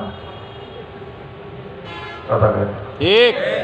আবার 10-12 জন এক জায়গায় বসে গল্প করতেছে, এর মধ্যে একজন হাজি আছে, হাজি চিন্তা করতেছে, আমি যে হজ করলাম কেমনে বুঝাই? দেখবেন কথার মাঝখানে হঠাৎ করে একেবারে হুদাহুদি বলে ফেলে, এই যে কথাটা বলছো, মুখে যে কথাটা বলছো, এটা কিন্তু ঠিক করে কেমনে বুঝলা? আমি সৌদি যখন হজে গেছিলাম তখন দেখিয়েছি। ঠিক। ঠিক। এক হাজি সাহেব হজ করে, কিন্তু মানুষ হাজি দেখে না, বেটার মনে বড় কষ্ট। নিয়ত করছে যতদিন মানুষ হাজি না রাখবে ততদিন হজ করতেই থাকবে। বুড়ো হয়ে গেছি, একেবারে শেষ বেলায় গিয়ে আল্লাহ দরবার দোয়া করতেছে, আল্লাহ জানি না হজে আসতে পারবো কিনা, এখন পর্যন্ত একটা মানুষ মনে বলে হাজি বলে ডাক দিল না। কত মানুষ একবার হজ করলেই মানুষ, এলাকার মানুষ হাজি ডাকে আর জিকির করে। আল্লাহ শেষবারের মতো আসলাম, আর আসতে পারবো কিনা জানি না, দুর্বল হয়ে গেলাম, আমার নামের সঙ্গে হাজির একটু যুক্ত করে দাও না। আল্লাহ হাজির দোয়া কবুল করছে, কিন্তু উল্টা পাবে। হাজির দোয়া কেমনে? এত উপর দিকে তাকাইয়া দোয়া করতেছে, রাস্তা কি তা তোর দেখার সুযোগ নাই, ওই রাস্তা একজন পায়খানা ধরে আছে, এ দোয়া করতেছে, আসতেছে পায়খানার উপর পা তুলে শীত পড়া, গায়ের মধ্যে ময়লা লাগে পুরা একাকার। এখন ওনার কাফেলায় তো আরো ওনার নামের লোক আছে। যখন কেউ বলে যে অমুক কই, কোন অমুক, যার গায়ে দুলার ছিল, এইভাবে মানুষ ডাকতে ডাকতে এক সময় তার নাম হইয়া গেল গুইয়া হাজি। কি নাম হয়েছে? গুইয়া। কথা কয় না, এতে সে বেজার না, খুশি। একজন হাজি সাহেব, আপনার মাসে গুইয়া হাজিটাকে আপনি কিছুই কর না, আমরা তো খুব কষ্ট পাই, শরম পাই। তাও মিয়া গুইয়া হাজি ডাকুক আর গুইয়া হাজি ডাকুক, হাজি তো ডাকে। যেই বেড়ায় পায়খানা করছে পায়খানা। এমন গুইয়া হাজির সংখ্যা আমাদের সমাজে কম না বেশি? বেশি। বলে গুইয়া নামাজির অভাব নাই, গুইয়া হাজির অভাব নাই, গুইয়া তানবীরের অভাব নাই, গুইয়া তাহাজ্জুদের অভাব নাই। জীবনে একবার তাহাজ্জুদ করছে, মাইশের কেমনে শুনাইবে? এখন আমি তাহাজ্জুদ করলাম, যদি মাইশে না জানে তো কি তাহাজ্জুদ করছে? চিন্তা করলো, চার দোকানে গিয়ে খবরটা দিয়ে আসি, তো এই এলাকার মানুষ জেনে দিল। সকালে চার দোকানে গিয়ে চোখ জলে, দোকানদার ভাই তাড়াতাড়ি এক কাপ চা দাও, ঘুমাইয়া পড়ে যেতেছি, লিকারটা পাড়াইয়ে দিও। দোকানদার কি লিখা? অনেকে তো বলা যায় না, বলতে হয়ও না, তাহাজ্জুদ করছি তো, এগুলো তো গোপন রাখতে হয়। এমন তাহাজ্জুদি আছে বলবি না? কথা বলে আছে। অন্তরকে শুদ্ধ বানাও, কলবকে শুদ্ধ বানাও। কার জন্য পাগল হয়েছে? কলব এত এত অন্ধ হয়ে গেছে, কলবে এত গুনাহ জমা হয়ে গেছে। গুনাহ করতে করতে করতে করতে স্ত্রী সন্তান মা বাবার জন্য তুমি পাগল। আল্লাহর কথা একবারও মনে করো না, জিকিরও করো না, দরুদও পড়ো না, নামাজের কথাও তুমি মনে করো না, রাসূলের সুন্নাতের মানে তোমার মধ্যে নাই। কিসের পাগল হইছো? কার জন্য পাগল? তোমার মা বাবার সঙ্গে তোমার কতদিনের পরিচয়? তোমার বয়স যতদিন ততদিনের পরিচয়। তোমার স্ত্রীর সঙ্গে কতদিনের পরিচয়? তোমার বিয়ের বয়স যতদিন। তোমার সন্তানের সঙ্গে কতদিনের পরিচয়? তোমার সন্তানের বয়স যতদিন। একবারও কি ভাবছো এই অল্প পরিচয়, কয়েক বছরের পরিচয় মানুষের জন্য মাথার ঘাম পায়ে পানায়া, পিঠটা রোদে পড়ায়া, না খায়া না ঘুমায়া, গায়ের রক্ত পানি বানায়া এত কামাই করলা, যদি এই মুহূর্তে তোমার মরণ হয়, তাদের সঙ্গে যে এই যে তোমার সম্পর্ক ছিন্ন হলো, জীবনেও আর সম্পর্কের জোড়া লাগবে না। দুনিয়াতে যদিও তোমার বাবার সঙ্গে তোমার রক্তের সম্পর্ক বেশি, কিন্তু সন্তানকে মায়ের চাইতে বেশি ভালো আর কেউ বাঁচতে পারে না। এই দুনিয়ার মা বাবার সম্পর্ক কতটা মারা যাওয়ার পর কাজে লাগবে শোনো। কিয়ামতের ময়দানে বলে কেউ কাউকে চিনবে না। কে বলছে চিনবে না? সবাই সবাইকে চিনবে। ইয়াউমা ইয়াফিরুল মারউ মিন আখিহি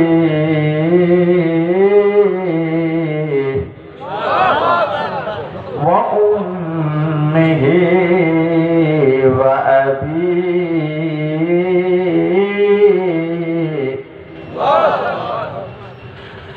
ওয়া সাহিবাতিহি ওয়া বানিহি।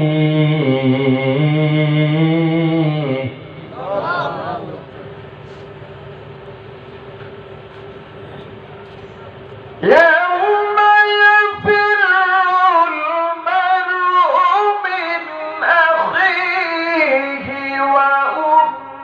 وأمه وأبيه وصاحبته وبنيه।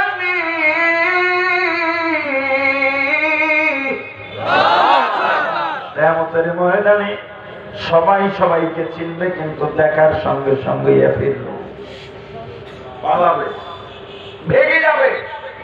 সন্তান মা বাবাকে ডাকলে পালাবে, মা বাবা সন্তানকে ডাকলে পালাবে, ভাই ভাইকে, ভাই বোনকে, বোন ভাইকে, বন্ধু বন্ধুকে, স্ত্রী স্বামীকে, স্বামী স্ত্রীকে ডাকলে পালাবে, নেক দেওয়ার ভয়। এরপরেও যদি ঘটনা করবে মা আর সন্তানের দেখা হয়ে যায়, সন্তান অনুনয় বিনয় করে বলবে, মা একটা নেকের অভাবে জাহান্নামে যাইতেছি রে মা। ও মা, আমি তোমার সেই সন্তান, যে সন্তানকে না খাইয়া দুনিয়ার মধ্যে তুমি খাওয়াইছো। ও মা, যে সন্তান না ঘুমাইলে তুমি ঘুমাও না। মা, ওই যে জাহান্নাম, জাহান্নাম, ওই জাহান্নামের আগুন সহ্য করতে পারবো না রে মা। وسيق الذين كفروا إلى جهنم زمرا حتى إذا جاءوها فتحت أبوابها وقال لهم خزنتها ألم يأتكم رسل منكم يتلون عليكم آيات ربكم وينذرونكم لقاء يومكم هذا قالوا بلى ولكن حقت كلمة العذاب على الكافرين قيل ادخلوا أبواب جهنم خالدين فيها فبئس مثوى المتكبرين জাহান্নামীদেরকে যখন টেনে হেঁচড়ে জাহান্নামের কাছে নিয়ে যাওয়া হবে, ফুতিহাত আবওয়াবুহা, জাহান্নামের দরজাগুলো অটোমেটিক টাস টাস করে খুলে যাবে।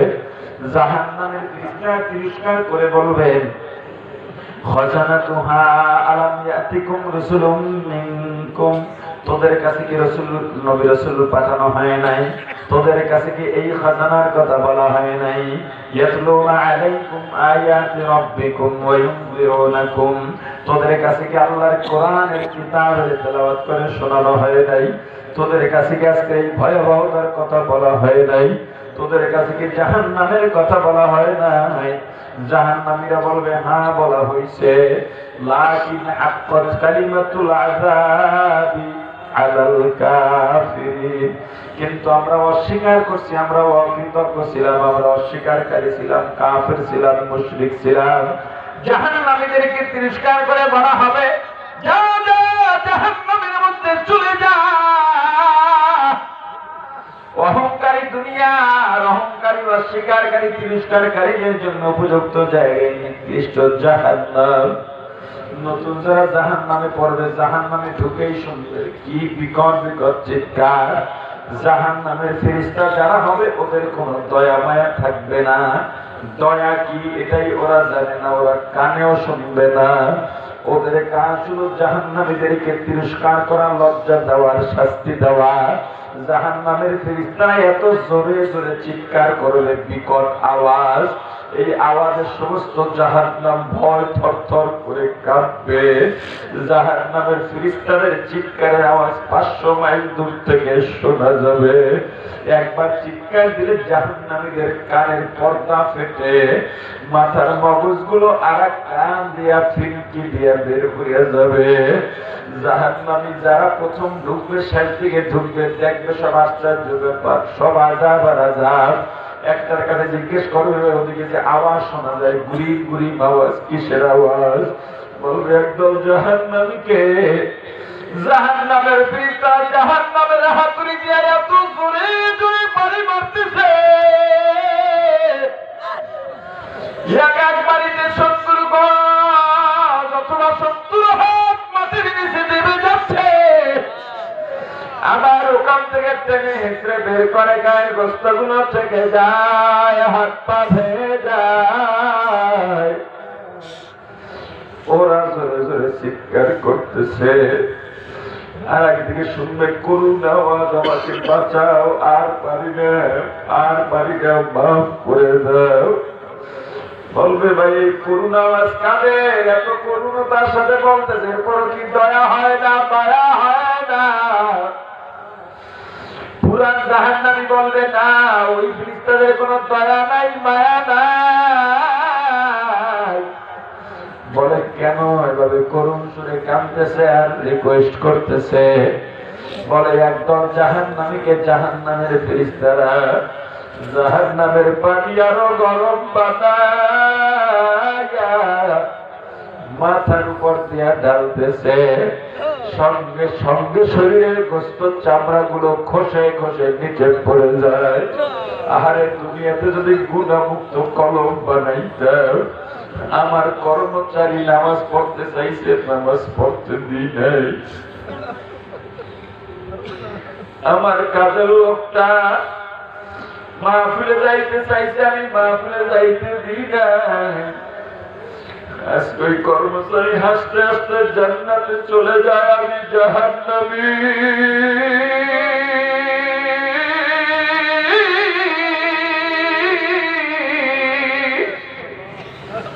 ওলামায়ে কেরাম চোখের পানি ছেড়ে হাতে পায়ে ধরে কত বুঝাইছে,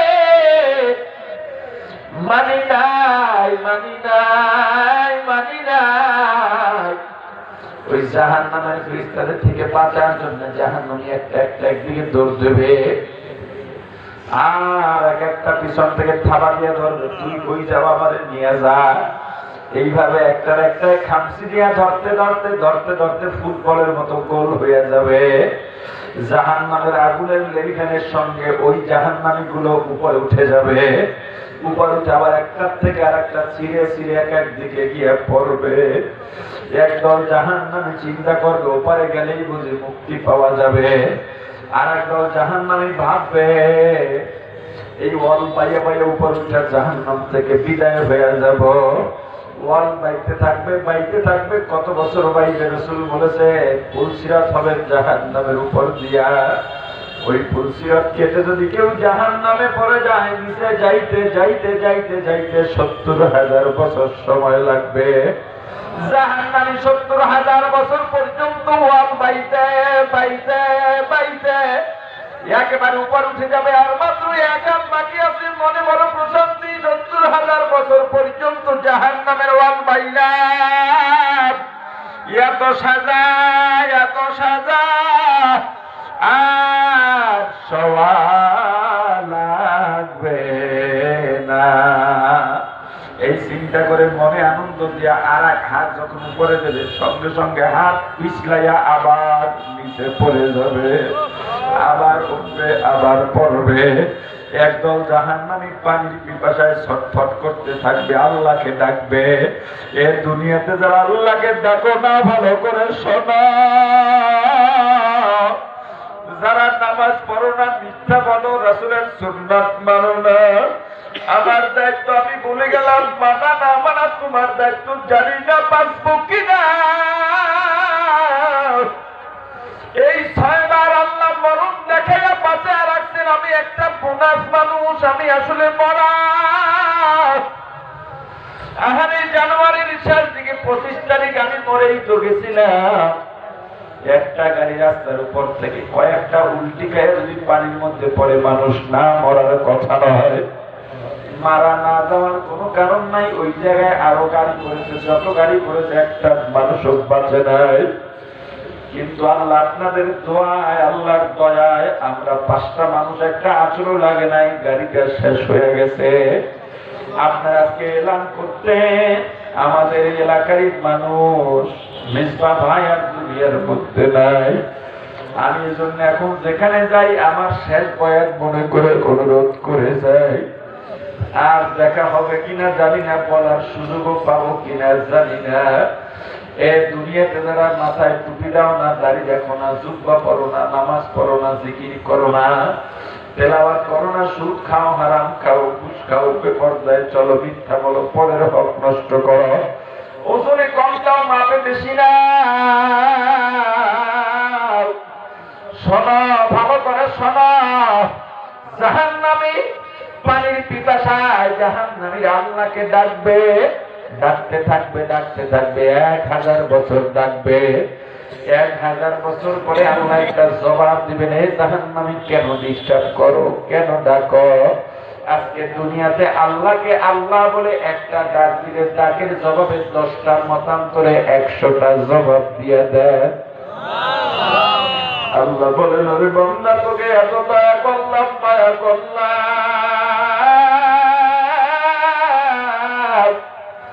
বান্দা তুই যখন তোর মায়ের গর্ভের মধ্যে, তোর মায়ের গর্ভে বয়স ৮-৯ মাস হয়ে গেছে, তোর মা হাঁটতেও পারে না, চলতেও পারে না,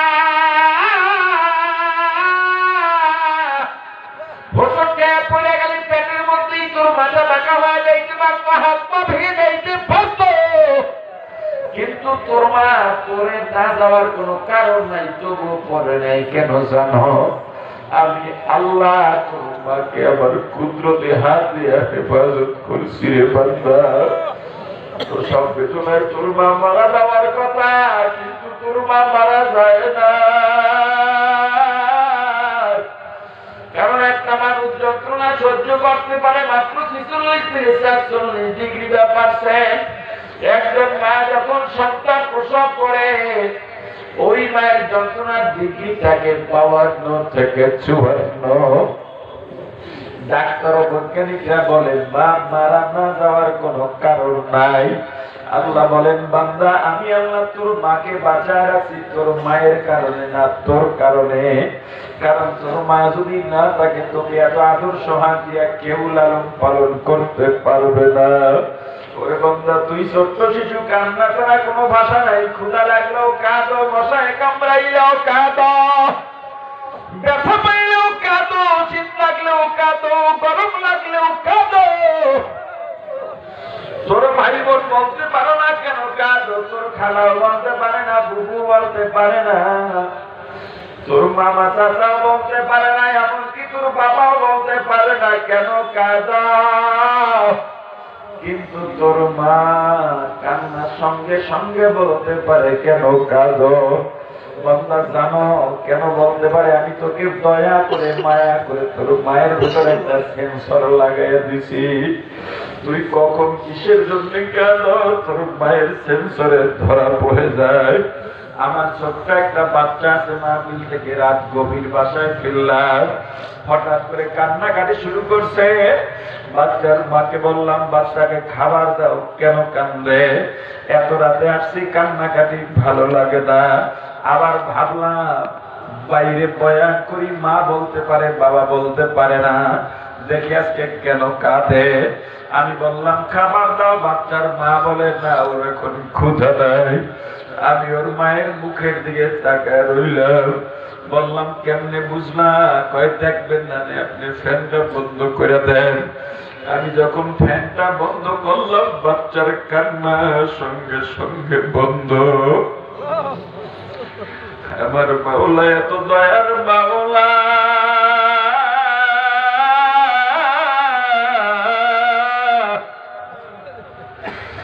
এত মায়ার মাওলা।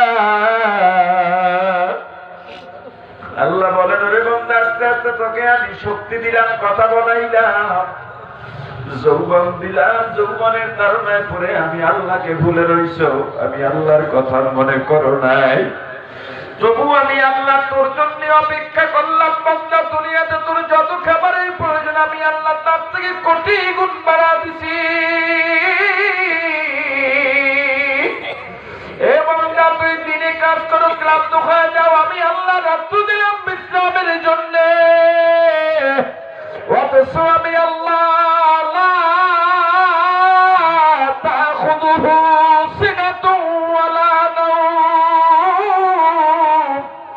আমি আল্লাহ ঘুমাই না, আমাকে ঘুমেও ধরতে পারে না, তন্দ্রায় ধরতে পারে না। কারণ বান্দা গভীর রাতে উঠে যদি আমি আল্লাহকে আল্লাহ বলে ডাক দাও, আর তখন যদি আমি আল্লাহ ঘুমায় থাকি, বান্দা তোর ডাকে কে সাড়া দিবে বল? কিন্তু বান্দা তোকে আমি ডাকছি, ফজরে পাই নাই, আসরে পাই নাই, যোহর মাগরিব এশায় পাই নাই, তাহাজ্জুদে ডাকছি পাই নাই, রমজানের সাহারিতে ডাকছি পাই নাই, জিকিরে মসজিদের নামাজে ডাকছি, বান্দা তোরে পাই নাই, চরমনাই টঙ্গিতে ডাকছি পাই নাই, ওয়াজ মাহফিলে ডাকছি পাই নাই। ওরে বান্দা, আমি আল্লাহ লাম ইয়ালিদ ওয়া লাম ইউলাদ, আমি আল্লাহ জন্ম দিয়ে কাউকে জন্ম দিই নাই, কারো থেকে জন্ম নিই নাই। আমাকে কেউ মা ডাকে না, বাবা ডাকে না, আমিও কাউকে মা ডাকি না, বাবা ডাকি না। এই ডাকগুলো আমার জন্য আমি পছন্দ করি না। বান্দা, তোর সন্তান যখন তোকে আম্মু বলে ডাক দেয়, আম্মু বলে ডাক দেয়, তোর কলিজাটা ঠান্ডা হয়ে যায়। বান্দা, আমার মা নাই, বাবা নাই, আমি আল্লাহর বিবি নাই, সন্তান নাই, একমাত্র আদরের বান্দা। বান্দা, তুই যদি আমি আল্লাহকে একবার আল্লাহ বলে ডাক দাও, আমি আল্লাহর কুদরতি অন্তরটা ঠান্ডা হয়ে যায় রে বান্দা। দুনিয়াতে ডাকলি না, কিয়ামতের ময়দান জাহান্নামে পড়ে যখন ডাকবি, আমি আল্লাহ সাড়া দেব না। 1000 বছর ডাকার পরে আল্লাহ একটা ডাকের জবাব দিবেন, জাহান্নামী কেন ডাকো? জাহান্নামী বলবে, আল্লাহ পানির পিপাসায় শেষ হয়ে যাইতেছে, একটু পানি চাই। আল্লাহ ফেরেশতাদের ডাক দিয়ে বলবেন, জাহান্নামের ফেরেশতারা ওদের জন্য কোন পানি বরাদ্দ আছে? জাহান্নামের ফেরেশতারা বলবে, আল্লাহ জাহান্নামীরা জাহান্নামে জ্বলতে জ্বলতে ওদের গায়ের রক্ত চর্বি গোস্তগুলো যেখান থেকে পুইজের নহর বয়ে গেছে, ওই পুইজনের জন্য পানি আল্লাহ বলবেন যা ওদের পানির ব্যবস্থা করো, আমাকে ডিস্টার্ব দিতে মানা করো। আমি আমার বান্দাদের নিয়ে ব্যস্ত আছি, যে বান্দাগুলো দুনিয়ার মধ্যে আমি আল্লাহকে ভুলে নাই, যেই বান্দাগুলো আমি আল্লাহকে দেখে নাই তবু আমি আল্লাহর মায়া কমে নাই, যেই বান্দাগুলো কোনোদিন আমাকে দেখে নাই তবু সিজদা বাদ দেয় নাই। আর কত মানুষ তিরস্কার করছে তবুও টুপি মাথার থেকে ফেলায় নাই, কত মানুষ তিরস্কার করছে জুব্বা ছাড়ে নাই, ভিআইপিরা দাওয়াত দেয় নাই, মোল্লা বলে গালি দিয়েছে, গাড়ির মধ্যে উঠলে ভালো একটা সিটও পায় না। দুনিয়ার সব মানুষ ঘুমায় যাইতো, আমার বান্দা ঘুমাইতো না। আমার বান্দা ঘুম থেকে জেগে সুন্দরভাবে ওযু বানাইয়া আমার বান্দা নামাজের দাঁড়াইতে চোখের পানিতে কাঁদত।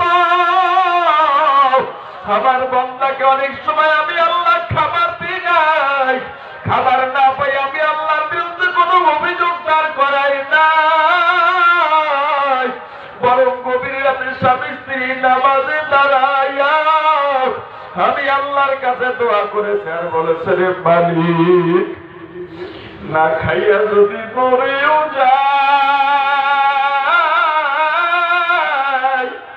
তবু যেন ঈমান হারা না হই।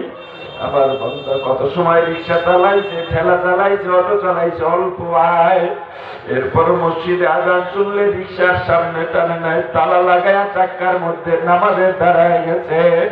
কত সময় আমার বান্দা কাস্টমার পায় নাই, প্যাসেঞ্জার পায় নাই, রিক্সার জমা টাকাই হয় নাই, পরের দিন কাজ করবে চাউল কিনতে পারে নাই, খাইতেও পারে নাই, আহারে পরের দিন কাজে নামবে ক্ষুধায় দাঁড়াইতে পারে না, তবু আমার বান্দা ক্ষুধার যন্ত্রণায় পেটের মধ্যে গামছা পেঁচাইয়া কাজে নেমে গেছে, মাটি কাজ করছে, রিক্সা চালাইছে, অটো চালাইছে, সামনে একজন প্যাসেঞ্জার আছে 100-200 টাকা দূরে যাবে, কিন্তু আমার রিক্সাওয়ালা বান্দা ঘড়ির দিকে তাকায় দেখলো আমি যদি কাস্টমার নিয়ে যাই, প্যাসেঞ্জার নিয়ে যাই, আমি নামাজের জামাত পাবো না, সঙ্গে সঙ্গে ওই প্যাসেঞ্জার ফেরত দিয়ে নামাজে ঢুকে গেছে। কত দোকানদার আছে, হাজার হাজার দোকানদার, এর মধ্যে দুই একটা দোকানদার আছে যারা নামাজের আজান শুনলে দোকানের সামনে কাপড় টানাইয়া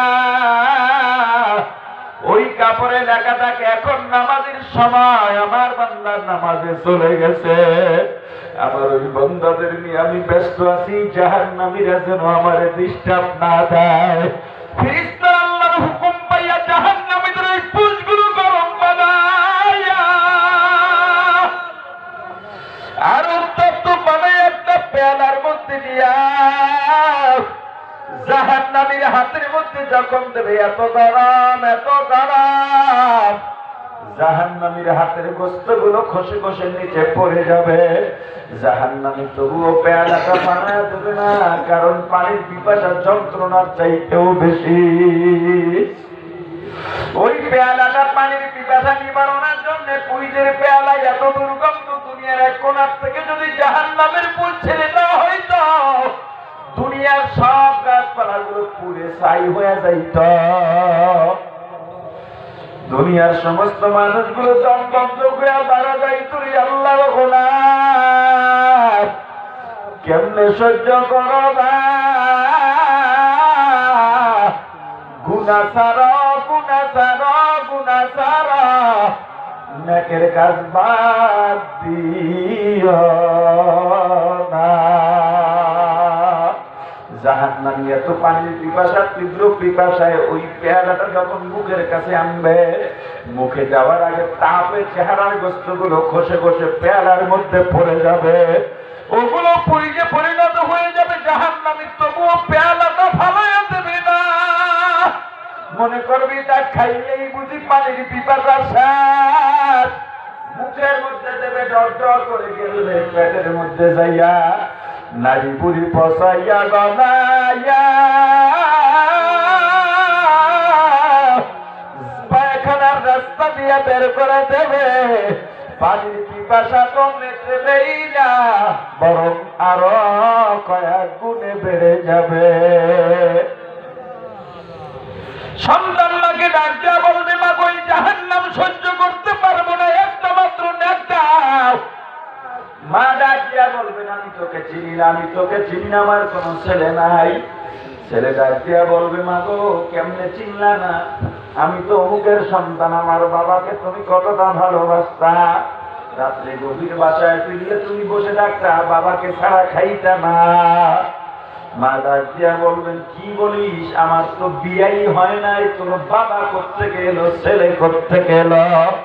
ওরে আল্লাহর গোলাম, দুনিয়ার কারোর জন্য পাগল হয়ে লাভ নাই, আল্লাহর জন্য পাগল হও। পরকালকে ঠিক বানাও, কলবটাকে শুদ্ধ বানাও। কলব কিন্তু একা একা শুদ্ধ হয় না। রব্বানা ওয়া বা'আথ ফীহিম রাসূলাম মিনহুম ইয়াতলু আলাইহিম আয়াতিকা ওয়া ইউআল্লিমুহুমুল কিতাবা ওয়াল হিকমাতা ওয়া ইউযাক্কিহিম। পয়গম্বর ইব্রাহিম আলাইহিস সালাতু ওয়াস সালাম আল্লাহর দরবারে কয়েকটা দোয়া করেছিলেন, তার মধ্যে একটা দোয়া, আল্লাহ আমাদের মধ্য থেকে আপনি এমন একজন রাসূল পাঠান যে রাসূল চারটা দায়িত্ব পালন করবেন। তার মধ্যে একটা দায়িত্ব হলো ইউযাক্কিহিম, তার উম্মতদের, তার সাথীদের কলব শুদ্ধ বানায়া দেবেন। শুদ্ধ হয়ে যাওয়া এক জিনিস, বানায়া দেওয়া আর এক জিনিস। হওয়াটা এমনি এমনি হয়, আর বানানোটা কাউকে দিয়া বানাইতে হয়। কলব একা একা শুদ্ধ হয় না, এমন একজনের কাছে যাওয়া লাগে যার মাধ্যমে কলব শুদ্ধ করতে হয়। বলবেন, হুজুর হুজুরের মধ্যে তল জলের কোনো অভাব নাই, হুজুরের মধ্যে তলের অভাব নাই, কার কাছে যাবো, এত পীর এত পীর। সহজ একটা ফর্মুলা দেয়া দেই, একেবারে সহজে আপনি বুঝবেন। যার কাছে গেলে বেনামাজি নামাজি হয়, বেরোজাদার রোজাদার হয়, বদকার নেককার হয়, চোর ডাকাত সোনার মানুষে পরিণত হয়, এমন একজন আল্লাহওয়ালার কাছে গেলে আপনার আত্মা, আপনার কলব শুদ্ধ হবে। যতটুকু আলোচনা, কি কথা বলছেন, কি কথা বলেন, যত দূর সব আমার পক্ষ থেকে, যত ভালো সব আল্লাহর পক্ষ থেকে। আমার ভুলগুলো শুধরে আল্লাহর ভালোগুলো গ্রহণ করার তৌফিক দান করেন। আমিন। উঠেন কেন, দোয়া করবেন না? কি কারণ উঠতেছেন? আমার চেয়ে ব্যস্ত আপনি? এখনই দোয়া হবে, মুখতাসার দোয়া করবেন। রাত 11টার পরে বয়ান করি না, 11টার বেশি বয়ান হয়ে গেছে। দ্বিতীয় কথা, বাইরের মাইকের সাউন্ডের ব্যাপারে আমিও একমত না। আমি তো রাত 10টার পরে মাহফিল বন্ধ হওয়ার পক্ষে, কিন্তু আমার কষ্ট লাগে, আমি তো এমনি বাইরের মাইকের সাউন্ডের পক্ষে না। এটা আমার কি ব্যাপার,